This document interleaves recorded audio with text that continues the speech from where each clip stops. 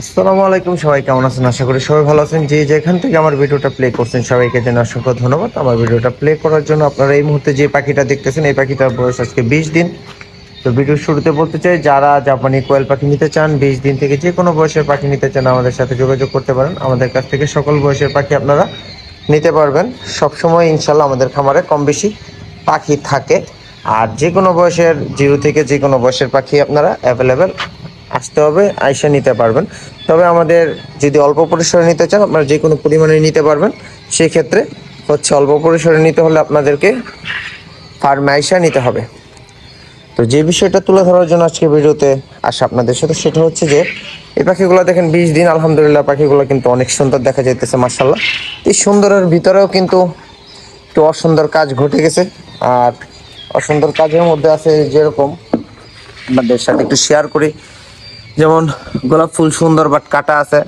পাখিগুলো সুন্দর বাট সুন্দর থাকলেও এর ভিতরে অসুন্দর কিছু আছে।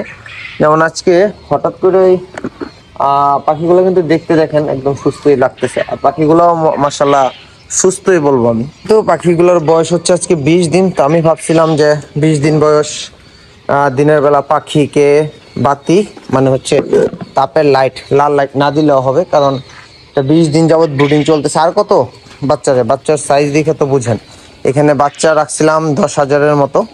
তো এখন ময়রা টয়রা হয়তো কিছু কমছে, বেশি একটা কমবে না, কমলো হয়তো 1000 খানিক মরছে। তো মরার কারণটা আপনাদের সাথে শেয়ার করি। প্রথমত হচ্ছে একটু আমাশ হয়েছিল, ওইটার কারণে ছোট অবস্থা অনেক বাচ্চা কেটে গেছে, খেয়ে বুঝতে পারি নাই। তো বুঝার পরে যখন ট্রিটমেন্ট করছে আলহামদুলিল্লাহ ভালো হয়ে গেছে। তো আর আজকে যে ঘটনাটা ঘটছে সেই ঘটনার রেজাল্ট দেখেন, এই যে আলহামদুলিল্লাহ এক হাতে তোলা যাইতেছে না 1 ক্যারেট। তো দিনের বেলা বাতি বন্ধ রাখছিলাম যে দেখি দিনে বাতি অফ করে দিয়ে কোনো ব্যবস্থা হয় কিনা, রাতে তো করতেই পারি না। কিন্তু দিনে বাতি বন্ধ করার টেকনিক খাটাইতে গিয়া পরিস্থিতি আপনাদের সামনে কি একটা অবস্থা হয়েছে। এখনো গুছানো হয়নি, আরো কিছু বাকি আছে, এদিকে নিতেছে এগুলা। তো যারা বাচ্চা ব্রুডিং করবেন বিষয়গুলো খেয়াল রাখবেন। সুস্থ বাচ্চাগুলো আসলে পাইলিং করলে সব মারা যায়। পাইলিংটা তো আসলে এটা আমাদের কারো হাতে না।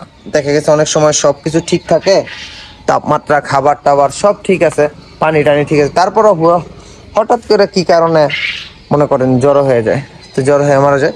তো এই বিষয়টা সবাই নজরে রাখবেন যেন অন্তত এই সুস্থ বাচ্চাগুলো পাইলিংয়ের কারণে মারা না যায়। কারণ এই যদি অসুস্থ হয়ে মারা যায় সেক্ষেত্রে আপনার ট্রিটমেন্ট করার সুযোগ থাকে। আর যদি পাইলিং করে মারা যায়, গুডি বাইদে মারা যায়, তাহলে তো আর কোনো ট্রিটমেন্ট করার সুযোগই আপনার কাছে থাকে না।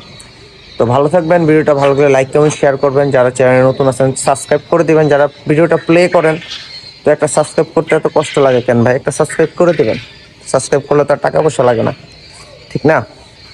ভালো থাকবেন, সুস্থ থাকবেন। কয়েল সম্পর্কিত যে কোনো ধরনের তথ্যের জন্য আমার চ্যানেলের সাথে থাকবেন, প্রশ্ন করবেন।